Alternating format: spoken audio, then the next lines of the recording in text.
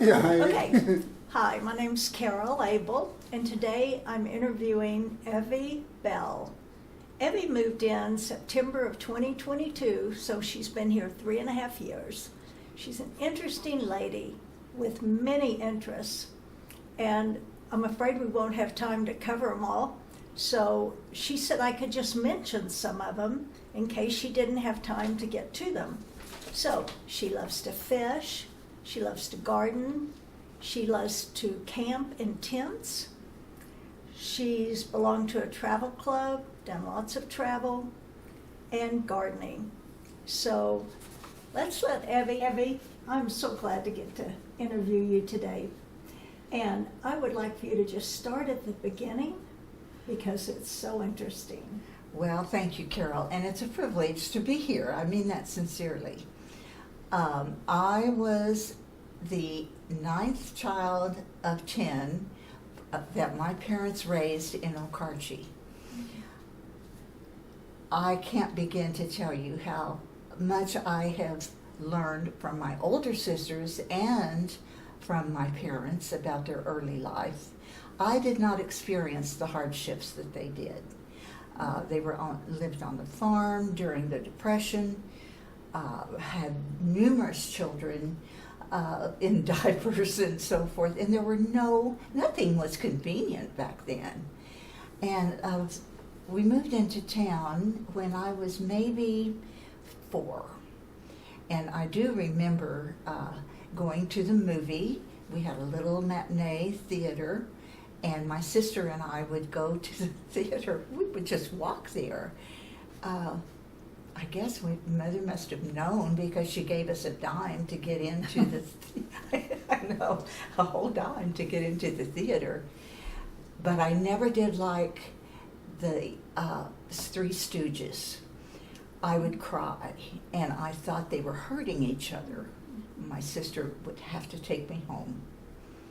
Oh my goodness. Yes, that was always a sad. Yes. She didn't like it if the Three Stooges were on the program. But that was many years ago, and I stayed in Okarche all of my younger years until 18, and off to school I went to become a nurse. And I studied nursing at Mercy School of Nursing, which was a 3-year diploma program, but it was 34 months of intensive education, no breaks, no summer breaks or anything. And we did all our rotations usually at facilities that were specialized in those. So I had a really good education, but my true love and my desire was archaeology. And so I took some preliminary classes at Central State. I got to go on a dig that I was really excited about. And I have one picture, and I'm hoping I can find it and we can get it posted here. But I'm down in a hole, and it's all gridded off. I mean, it was very scientific. Yes. And we did find a scraper that had been worked, hand worked on each side, so it was sharp, and they would use it as a scraper. But we took photographs and everything, so it was all documented. My years of education, my nursing, oh my. After I graduated from Mercy, I continued working at Mercy for 30 years in the emergency room. And anything you ever thought you ever heard that might have happened, and you would say, oh, that didn't happen. I don't believe you. Well, let me tell you, it's true. It's true. I should have noted all the incidences that impressed me and written a book, but I didn't. Yeah. But they're still up here. Yes, And that counts. And you did that how many years? 30 years. And then what you Well, I finally burned out. Heavens, I don't know anyone that would last that long in such a incredibly stressful time. It was. I decided I needed a total change, but I was still, wanting to stay with Mercy or with the hospital. And I went to, I took a preceptorship in OR, in surgery, because you can't just walk in as a nurse and know how to do surgery. You have to learn all the instruments and sterile technique, and it goes on and on. So I took my preceptor and I worked, after that, a total of about 12 to 14 years in OR. Where So did I you had do that? Most of it was at Doctor's Hospital at White Rock Lake in Dallas. And my daughter lives there, and she encouraged me to start a second career and move to Dallas. And by golly, I did. Yeah, she was so sweet. And I don't know where to begin next. It was always a challenge and always fun. I was always learning. Mhm. I bet you're full of stories I about your am. nursing career. Yeah. I am. I remember so many that were impressing me at the time, either with being so tragic or so stupid. I mean, you wouldn't believe what some people do. Yes.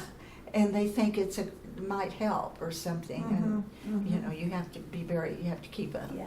stoic face, I guess. Well, I want to know about your family. Well, my dear mother, I hate to say she's the main character in my family, but Daddy was just always at work. Not that Mother didn't. She raised 10 children, and 5 of them were on the farm, and 5 of them were during the Depression, and they would can all their food, and she would do, and I can't even, mountains of laundry, and hang it up on the line. And she said if it was frozen, it'd be stiff boards almost, and she'd bring it back into the house and lay it out all over the place for it to thaw. Yes. And So, Evie, then, did you have 10 children? she had 10 No, children. tell me about your kids. How many did you my have? children. Yeah. I see.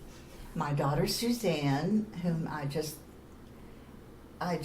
she was worth every bit of discomfort she ever caused me. She was my first.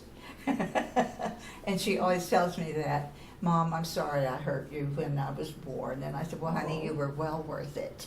And she is an architect in Dallas.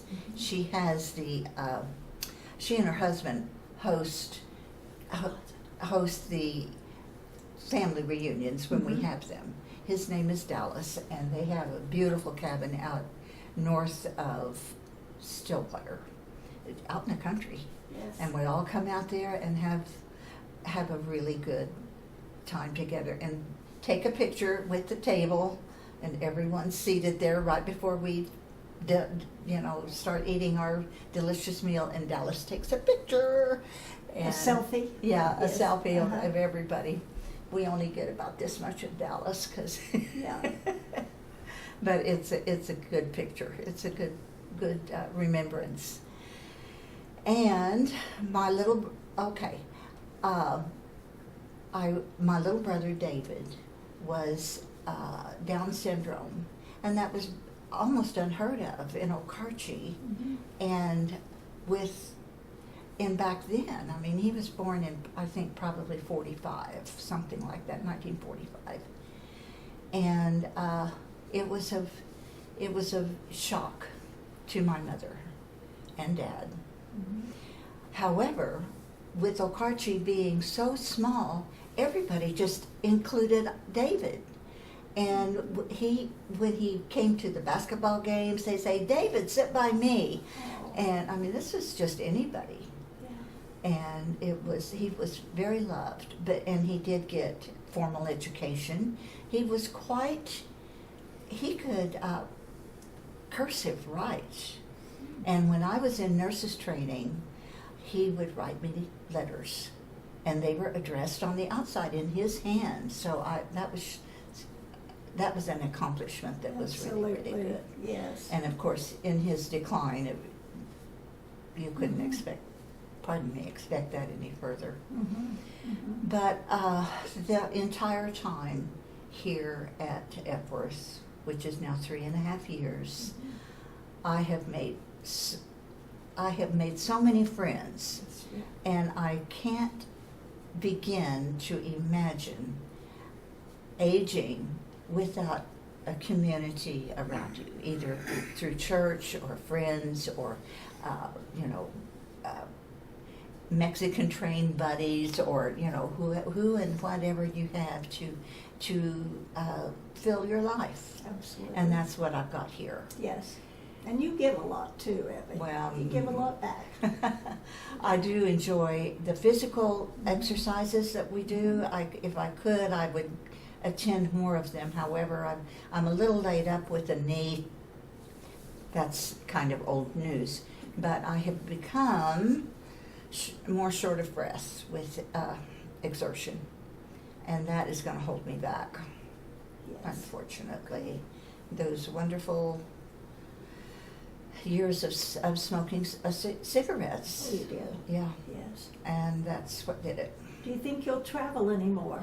I don't think I will, unless we take a road trip. I'd like to take a road trip again. And, excuse me, heavens, we used to go to Colorado a couple times a year, and New Mexico, and we'd ski. And I've been to the Northwest. I've been to up to Maine and Vermont, New Hampshire, the beautiful, beautiful fall leaf peaking, they say. And the only thing I have not been to the Gulf of Mexico. That's not true, but I would like to go again. I'll Yes. say it that way. Yes. And the reason I don't want to go on big trips, which I've done some extended 18-day cruises and so forth, but I don't like to get up at 3 a.m. to get to the airport. And of course you want an early flight, and then you're there for forever, and then you're worried whether you're gonna make it or not, and the connections And there's more technology involved. there is a just to great keep deal. track of your flight. And I know, and even those I don't even know what they call them now, but you just put in your flight number, those little kiosk. Oh yes, yeah, places. check yourself in. And I know that it's like, oh no, I'm just such so inexperienced in that. I'm doing good if I can remember my password, Yeah, I But think it's we just all that relate way. to that. Now, I think you told me you have a son that lives here. Yes, Don't come see Shay. Shay is he was 2 years younger than Suzanne, and he has been very successfate in his own business as a home inspector. But as he got up in late 40s or something, he said, "Mom," he said, I've got to change careers." He said, "If I fall off of a roof, there goes my income for God knows how long." And he said, I hate to say it's because of insurance, but it is. I've got to find a job that will keep me pleased and cover me. And I said, I understand. I would hate to be in that position where you relied. And he said, I could fall off of any roof. It doesn't have to be a steep one, That's right. or I could fall through. Uh-huh. And he said, it's not a good thing. So did he find something? Yes, he enjoys? did. Yes, he did. He's with the American Construction Company. He's not doing construction, but he's supplying huge equipment and whatever they need to build Materials anything, and good. that's here in Oklahoma City. Yeah. He has 2 children, which I adore. I tell you what, your own children are wonderful. But those grandbabies, oh my gosh, they can do no wrong, and the sun rises and sets on them. Yes, I know you've shown me pictures, so I know you love them. I do. Evie, thank you so much for doing this. You just have a glow about you, and you're smart, and you just lived a full life. And by golly, Yeah, I'm you still worth got it. it. You've still got it, gal. So thank you. you are so welcome, honey. It has been a pleasure.